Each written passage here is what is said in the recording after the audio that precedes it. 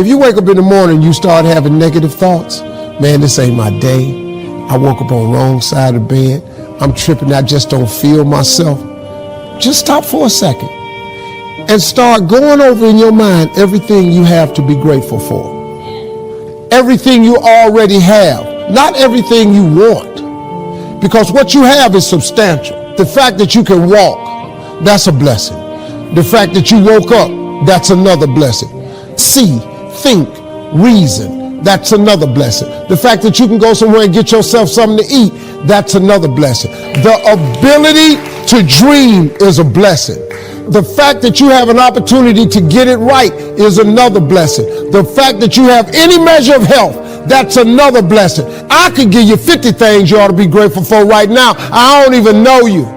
Start coating your mind with gratitude. It'll change everything for you. As we travel from season to season, it is seeing the wicked go forward while the righteous are held back. Sometimes I see people succeeding who didn't work nearly as long, have not been faithful at all. They seemingly have moments of victory. Their victories are flaunted in my face while all hell has broken loose in my life. Seemingly they are having victory and triumph. The very sight of their prosperity becomes your agony. That it is not your test that baffles you, but their success agonizingly displayed before you makes you despair of life. How they prosper in their own way, they shall soon be cut off. Decide to do it now. Decide whatever you want to do, that you are now going to become actively involved, exploring the possibilities for you. That you're going to look at it and do just a little bit of it. When I decided to become a speaker, I didn't just quit my job and just ran out and say, I'm a motivational speaker. No. I decided to start looking at other people that were involved in the speaking profession. Whatever you want to do, get your feet wet. Gain some experience. Find out whether or not this thing you want to do will fit for you. If you want to have a restaurant, have you ever operated a restaurant before? Then really, you don't even know if you want one. You got to find out what fits for you. Because you might decide that after you go up in there and examine it and experience it and get some experience, you say, this is really not what I want. This does not fit for me. So decide that you're going to do that.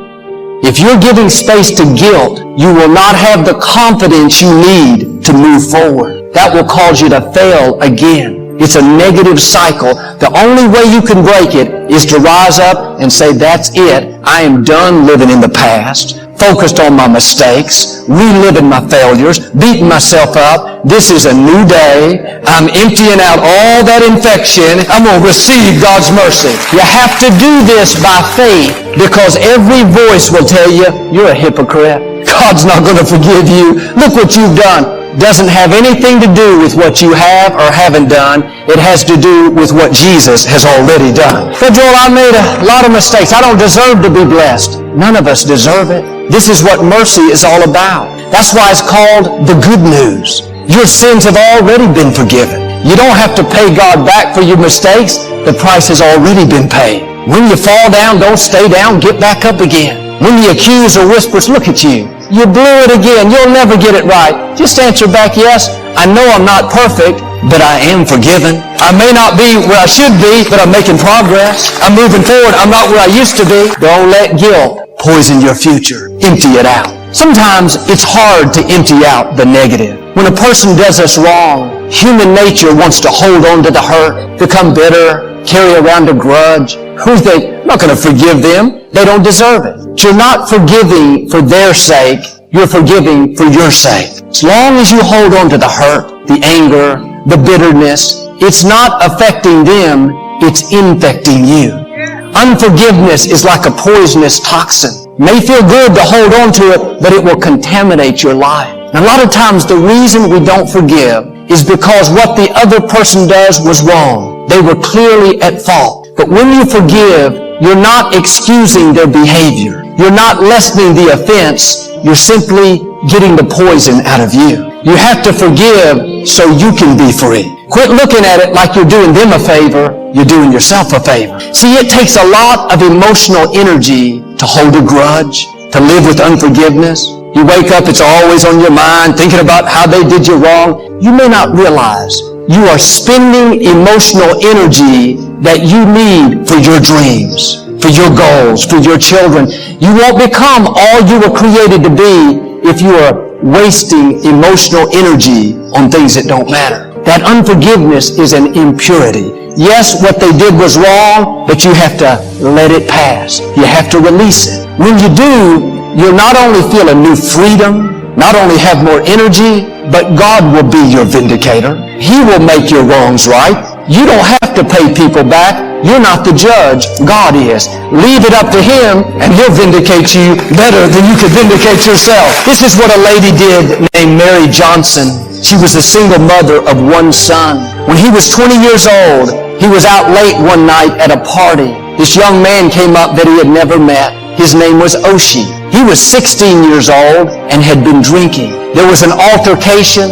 In the heat of the moment, Oshie pulled out a gun and shot Mary's only son. He was instantly killed. Mary was so filled with anger and hatred, she told the judge that 16-year-old boy was an animal and he needed to be caged. When he was only charged with second-degree murder, Mary was even more angry. She became a recluse, stayed in her house, wouldn't look at her son's picture. 10 years passed. She knew it was time to forgive. She could hear the still small voice telling her to let it go.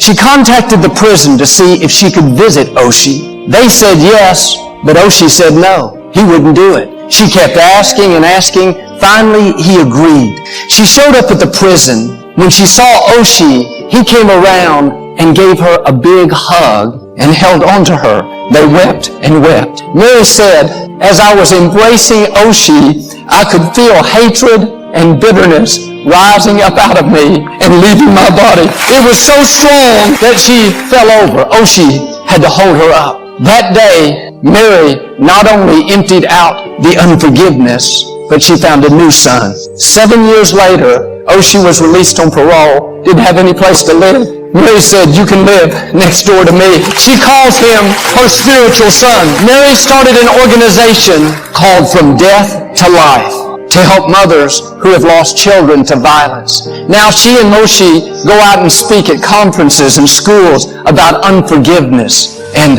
overcoming loss. Mary said what really helped her decide to forgive was a poem she heard about two mothers in heaven that had just become friends.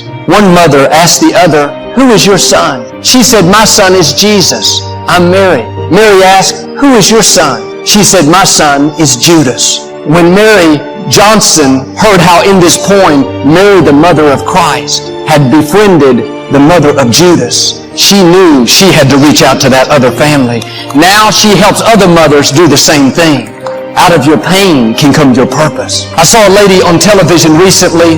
Several years earlier, her son had been killed in an accident. They asked her how she was doing, and she made the statement, you never really get over it, but you can get past it. She was saying, yes, it's difficult. Yes, there was a season of mourning, but you don't have to stay in mourning. You don't have to live bitter. You don't have to get stuck in grief, in depression. You can move forward. When you go through a loss, things happen you don't understand. It's easy to think, I just need to get over this. But sometimes that's too strong. It can put more pressure on us. We think, why do I feel this way? I must be doing something wrong. Take the pressure off. You don't have to get over it. Just get past it. Just keep moving forward, taking it one day at a time. God said He will never give you something that you cannot handle. You may not understand why it happened, but the Scripture says God will give us a peace that passes understanding. You're not going to figure everything out. If you'll let go of the questions of life,